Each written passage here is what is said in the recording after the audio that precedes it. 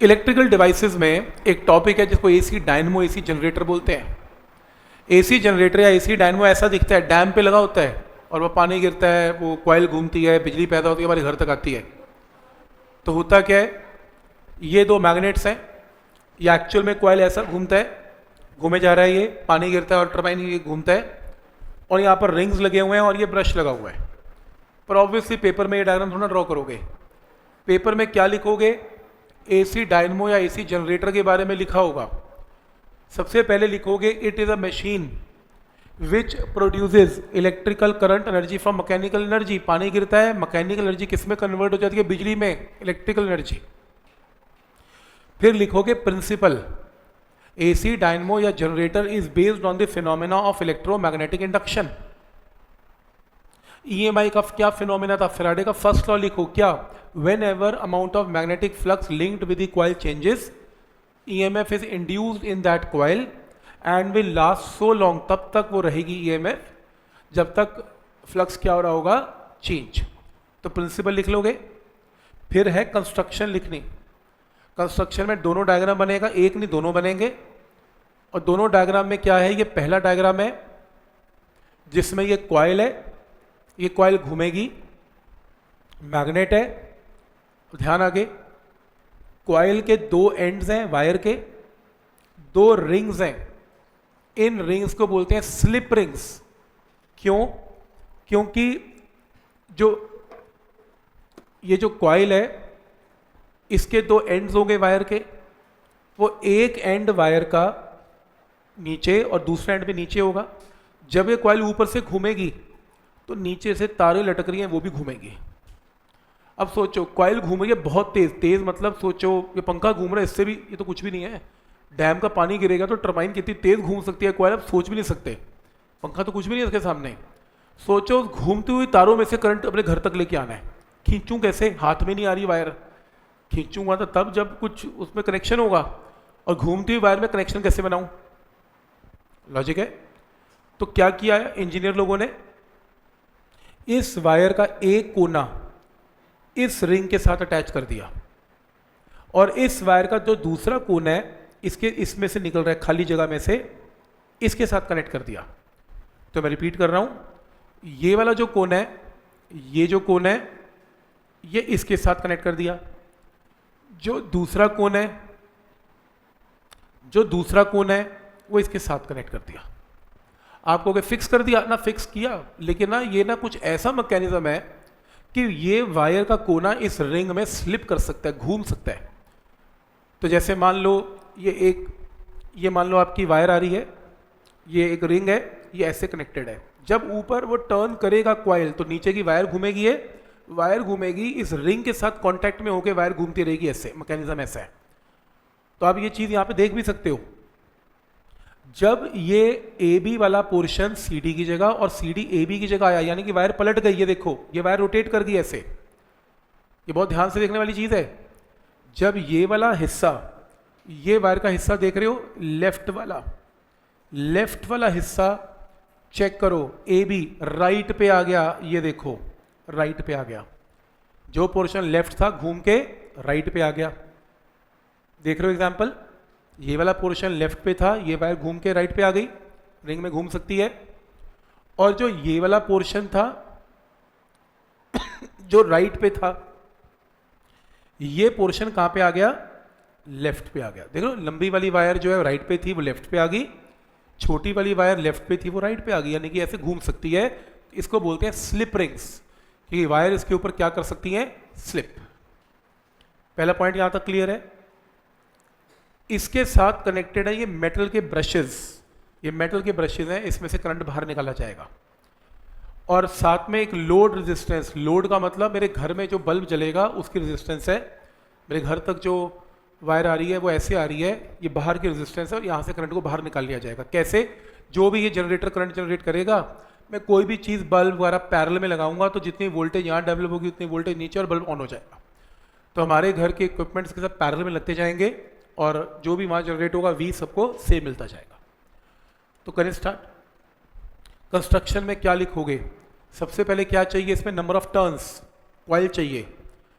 Generator में number of turns को loop नहीं बोलते, आर्मेचर बोलते हैं। आर्मेचर का मतलब है रेक्टेंगुलर आर्मेचर कॉइल है जिसमें लार्ज नंबर ऑफ टर्न्स हैं, वायर्स का गुच्छा, इसको आर्मेचर बोलते हैं। तो ये एक आर्मेचर है। क्या चाहिए? फील्ड मैग्नेट्स चाहिए। क्या चाहिए? स्लिप रिंग्स चाहिए जिसके ऊपर वायर घूम सके। नेक्स्ट क्या चाहिए? ब्रशेस चाहिए मेटल के जो रिंग के साथ कांटेक्ट में हो। तो थोड़ी फॉर्मेलिटी से कि 4 लाइनें लिख देना, ये कंस्ट्रक्शन है और ये 2 डायग्राम बनाने हैं। 2 डायग्राम क्यों बनाने हैं उसका रीज़न है, बताता हूँ। ध्यान से देखो हुआ क्या। सबसे पहले फर्स्ट डायग्राम के अंदर करेक्शन करो। ये जो डायग्राम है ऐसे है, ये वाला हिस्सा बोर्ड के अंदर जा रहा है, ये वाला बोर्ड के बाहर आ रहा है। करो करेक्शन करो। लेफ्ट वाला हिस्सा बोर्ड के अंदर जा रहा है, राइट वाला बोर्ड के बाहर आ रहा है। करेक्शन करो। सही है?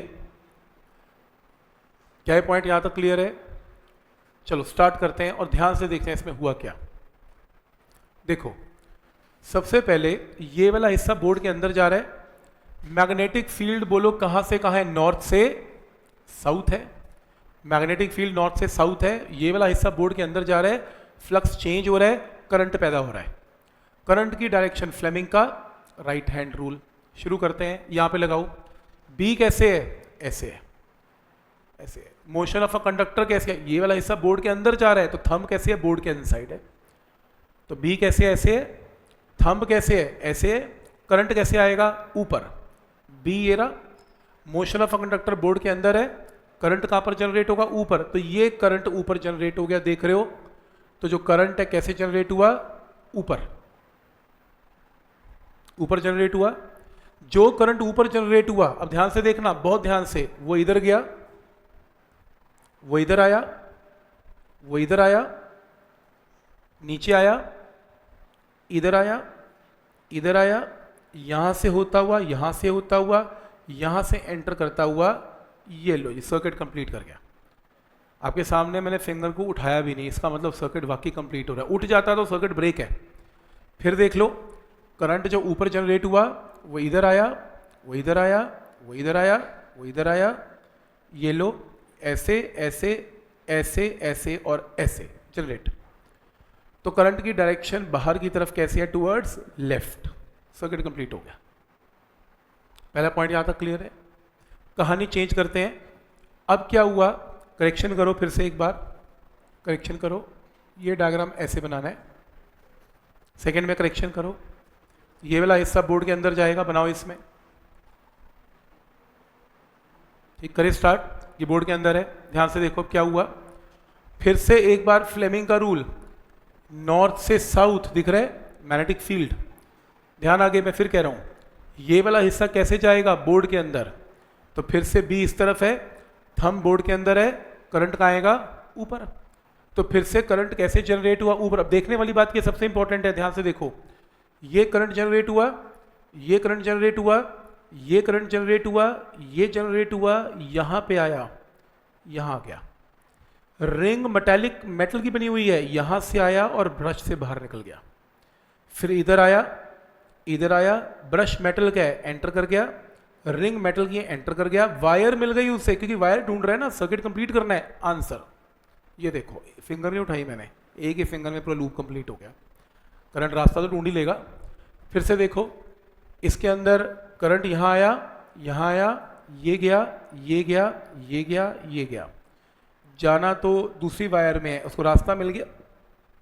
ये आया, ये आया, ये रहा, ये लो, कंप्लीट हो गया। इंपॉर्टेंट ये है कि जब ये जनरेटर घूम रहे हैं, इसका आर्मेचर घूम रहे हैं, इसमें पहले केस में करंट कहाँ है? नीचे लेफ्ट। फिर दूसरे केस में करंट देखो कहाँ है? राइट। सर्किट कंप्लीट करके देखा आपने, लेफ्ट राइट। अब सोचो, आर्मेचर घूमता रहेगा, ये तो घूमता रहेगा गोल गोल गोल गोल गोल, left right left right left right, current ऐसे जनरेट होगा, left right left right left right. ये करंट हमारे घरों में आता है। और याद करो, मैं हमेशा बोलता आया हूं, हमारे घरों में करंट कैसे चलता है? एक बार वायर में करंट इधर, एक बार इधर, एक बार इधर, एक बार इधर। तो हमारे घरों में करंट हमेशा ऑल्टरनेटिंग करंट आता है। बैटरी का करंट क्या होता है? डीसी, डायरेक्ट करंट, एक ही डायरेक्शन में होता है। हमने अभी तक पढ़ा डीसी, अब हम क्या पढ़ने वाले हैं? एसी। जो डैम से बिजली बन के आ रही है वो एसी ऑल्टरनेटिंग है। क्यों अल्टरनेटिंग है? क्योंकि डैम में बिजली ऐसे बनती है और करंट कभी राइट कभी लेफ्ट, कभी राइट कभी लेफ्ट ऐसे मूव करता है, तो इसलिए इसे बोलते हैं अल्टरनेटिंग करंट, क्योंकि डायरेक्शन को क्या करता है? चेंज। तो डायग्राम बन गए दोनों। फिर आपने लिखनी है मैथमेटिकल वर्किंग। मैथमेटिकल वर्किंग यहाँ से लिख देना। मान लो इसके आर्मेचर में n नंबर ऑफ टर्न्स है, एरिया ऑफ टर्न a है, b मैग्नेटिक फील्ड है, थीटा b और एरिया के बीच में एंगल है, फ्लक्स क्या है? NBA cos theta, where theta is angle between b and a। Circular motion में थीटा क्या होता है? Omega t. EMF कितनी पैदा हुई? Minus d phi by d t. Phi की जगह पुट किया NBA omega cos omega t, NBA बाहर आ गया, कॉस की differentiation minus sine omega t into omega. आपको लगने लगा ये क्वेश्चन किया हुआ है हमने? कब किया? अभी तो किया। पिछला टॉपिक जो किया था वो यही तो था, सेम टॉपिक है, सेम मैथमेटिकल थ्योरी तो है। ये देखो यहाँ तक किया, इसको ई नॉट पुट किया, instantaneous EMF is equal to E naught sine omega t. Same derivation अभी की और ग्राफ भी सेम किया, साइनोसाइडल ग्राफ सेम। एक फर्क है, करंट क्या जनरेट हुआ?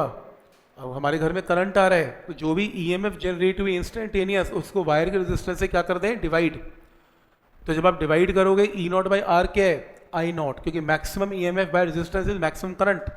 तो हमारे घर में ये करंट आ रहा है, I equal to I naught sine omega t. लिख लोगे पूरा टॉपिक, पूरे का पूरा टॉपिक लिखना है। और वैसे आता तो नहीं है, बता देता हूँ, मल्टी फेस AC जनरेटर क्या है। हमारे घर में मीटर अप्लाई किया जाता है डिपार्टमेंट से, वो बोलते हैं सिंगल फेस चाहिए कि 3 फेस चाहिए? 3 फेस चाहिए। क्यों जी? कई बार ऐसा होता है जी, एक में लाइट नहीं होती, दूसरे में लाइट आ रही होती है। ऐसा क्या? डैम से पानी तो गिर गया, अब वो तो वापस नहीं आता, अब वापस कैसे लगाओगे? वो तो जाएगा, नदी में जाएगा, समुद्र में जाएगा, मानसून आएगा, सर्दियों में बर्फ़ पड़ेगी, बर्फ़ पिघलेगी, फिर पानी आएगा। ये तो लंबा प्रोसेस है, पानी तो वेस्ट हो गया। तो क्या करेंगे? जब एक कॉइल घूम रही है, पानी में बहुत एनर्जी है, एक कॉइल घूम रही है, इसके 90 डिग्री पे एक और कॉइल फिट कर दो, इधर भी नंबर ऑफ टर्न्स हैं, इधर भी नंबर ऑफ टर्न्स हैं, और इनके बीच में इंसुलेशन कर दो, आपस में करंट मिक्स ना हो इनके। तो जब ये घूम रहे तो क्या हो रहा है?